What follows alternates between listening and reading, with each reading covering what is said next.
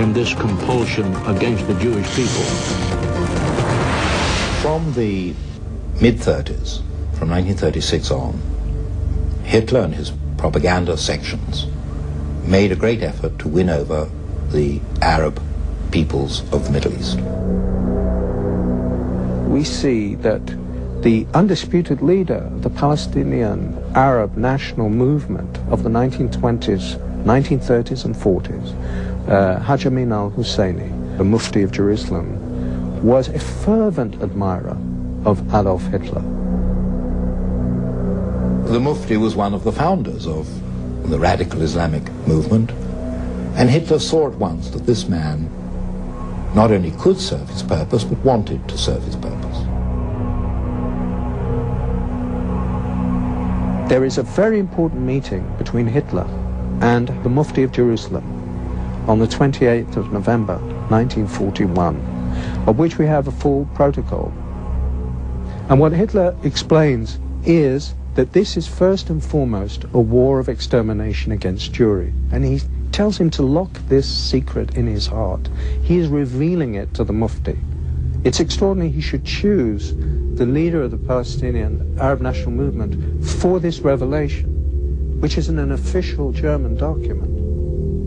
It seemed strange to us that a Mufti who was not a pure Aryan was being received by Hitler. But they said, no, we have the same goal, which is the extermination of the Jews. The Mufti was sent to the Balkans, where he raised a Bosnian Muslim SS division. He had several SS divisions, the Handschar division, for example, where they had nominally Croatian officers, but the rank and file of the unit were entirely Muslim, Arab Muslims, and they were bringing them in from all over the world. I was utterly astonished that the Grand Mufti of Jerusalem had raised a Panzer division of Bosnian Muslims to fight along the Waffen-SS.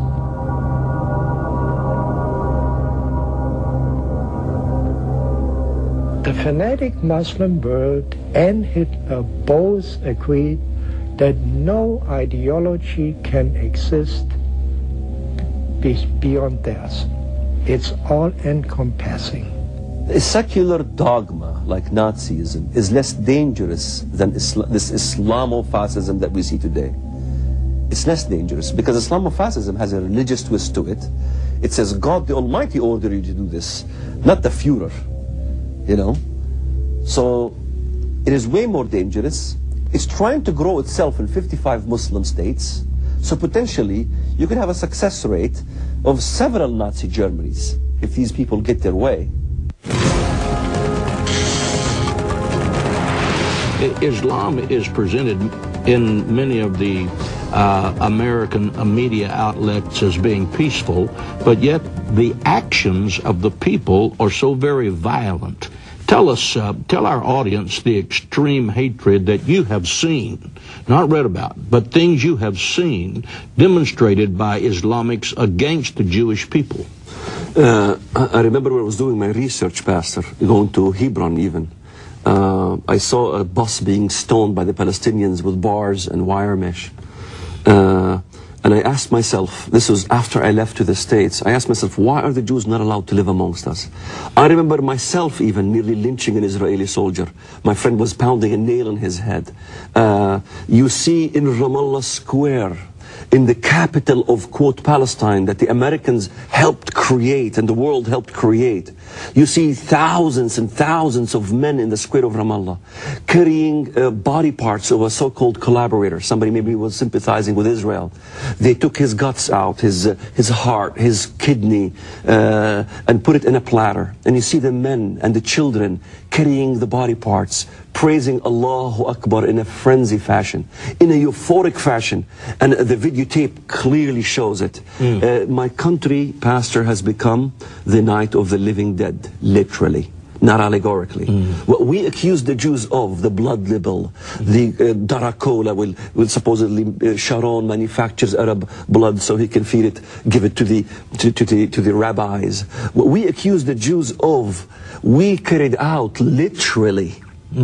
If you think in reverse, what they accuse America of, these enemies, they carry out literally. That's what they're literally doing. That's right. Yeah, we're also told that there are moderate Muslims, and if there are so many moderate Muslims, it's presented this way, that the radical Islamics who kill Christians and Jews are a small group of people, and the preponderance, the majority of the Islamics are moderate people.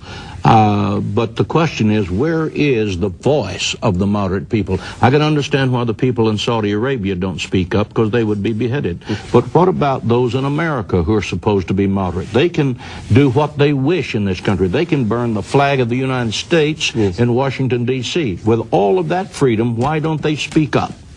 Well, what Americans don't understand is that Islam is not simply a mere religion. Islam is civil code and a government that to be established throughout the whole world. It is a system of government with civil code.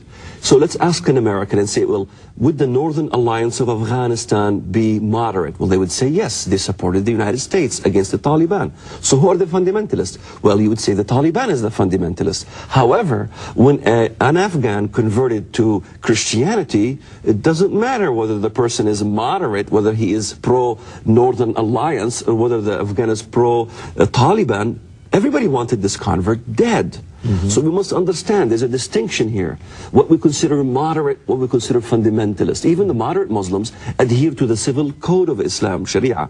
So there are liberal Muslims, however, who are mostly Iranian Americans. These are not peaceful Muslims because of Islam. They're peaceful despite of Islam. I know a gentleman by the name Tashbih Sayyid, wonderful guy, claims to be a Muslim, and he speaks and he's pro-Israel and everything else. My partner and best friend, Muhammad, he's from Afghanistan. He's a wonderful guy. He reads the Quran. He prays 5 times a day. Nevertheless, when I quote to him the Quran or I quote to him the Hadith,